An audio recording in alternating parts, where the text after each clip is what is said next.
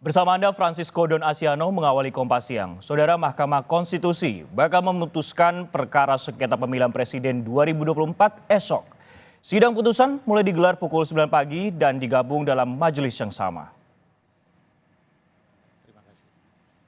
Mahkamah Konstitusi akan membacakan putusan sidang sengketa hasil Pilpres 2024 atas gugatan yang diajukan kubu Anies Baswedan Muhaimin Iskandar dan Ganjar Pranowo Mahfud MD.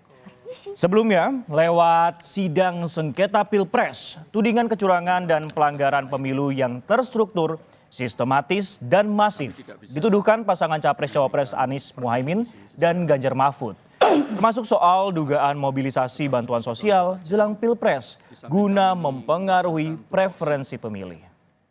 Kalau kami boleh mengambil contoh yang mulia, misalnya sekarang ini.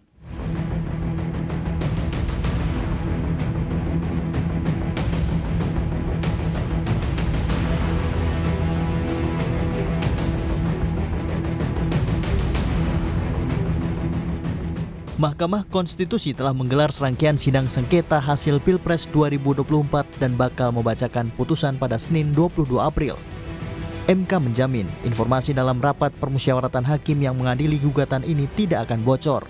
RPH itu, karena kita nggak bisa ngakses ya, RPH itu kan tertutup. Jadi saya nanti taunya sama seperti teman-teman, hasil RPH itu ketika nanti diucapkan itu, kita juga baru tahu. Apakah musyawarah mufakat, apakah seperti apa, nanti kita tahu itu di putusan di bagian akhir itu kan. Nggak tahu, nggak ada yang tahu kecuali hakim konstitusi dan petugas-petugas kita yang tersumpah.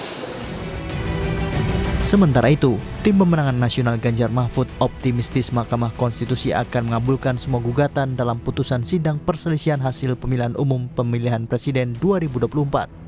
Deputi Hukum TPN Ganjar Mahfud, Todung Mulya Lubis yakin MK akan membuat putusan yang progresif. Dalam sidang sengketa hasil Pilpres, kubu Ganjar Mahfud meminta MK untuk mendiskualifikasi Prabowo Gibran. Mereka juga meminta MK memerintahkan KPU menggelar pemungutan suara ulang di seluruh Indonesia. MK itu tidak hidup dalam satu ruangan hampa. Walaupun mereka diisolasi, mereka pasti akan mendengar ada suara-suara yang concern tentang demokrasi, tentang supremasi hukum, tentang kebenaran konstitusional, dan tentu tidak semuanya akan dipertimbangkan. Tapi saya yakin kebijaksanaan dan kearifan dan kenegarawanan hakim-hakim MK itu akan mempertimbangkan itu semua. Jadi saya tetap optimis, tetap membuka hati saya, ya, dan saya akan datang ke MK dengan kepala yang tegak dan berharap kita akan punya putusan yang progresif pada tanggal 22 nanti. Sebelumnya, tudingan kecurangan dan pelanggaran pemilu yang terstruktur, sistematis, dan masif dituduhkan pasangan Capres-Cawapres Anies Muhaimin dan Ganjar Mahfud dalam sidang sengketa Pilpres. Termasuk soal dugaan mobilisasi bantuan sosial jelang Pilpres guna memengaruhi preferensi pemilih. Tuduhan memenangkan Pilpres dengan cara curang langsung dibantah Presiden terpilih Prabowo Subianto. Prabowo menyebut tuduhan itu tidak berdasar serta melukai perasaan simpatisan dan para pemilih Prabowo Gibran. Di mana kami dituduh menggunakan cara-cara yang curang dengan menggunakan bansos maupun aparat penegak hukum. Kita sadari bersama bahwa itu adalah tuduhan yang tidak mendasar.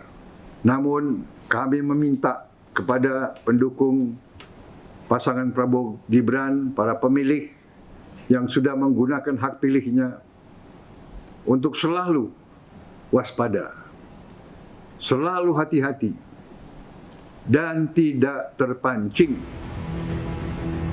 Di sisi lain, gejolak politik di luar ruang sidang sengketa Pilpres masih berlangsung panas. Ketua Umum Partai Kebangkitan Bangsa Muhaimin Iskandar mengaku hingga saat ini belum ada komunikasi untuk bergabung dengan koalisi besar Prabowo. Meski sempat mengunggah foto dengan Ketua Harian DPP Gerindra sekaligus Wakil Ketua DPR Sufmi Dasko di media sosial miliknya, Caimin menyebut foto itu hanya sebatas silaturahmi sesama pimpinan DPR RI. Satu kantor dengan Pak Dasko, tapi sudah berbulan-bulan saya nggak pernah ketemu, dan ya sejak Pilpres pendaftaran sampai kemarin itu baru pertama kali ketemu. Tidak ada makna yang lain ya, karena Pak Dasko juga nggak pernah ngajak ngomong apa-apa sih. Sebelum membacakan putusan, Hakim MK menggelar rapat permusyawaratan hakim secara maraton sejak 16 April lalu. MK menjamin tidak akan deadlock alias jalan buntu dalam pengambilan putusan sengketa Pilpres 2024. Tim Liputan Kompas TV.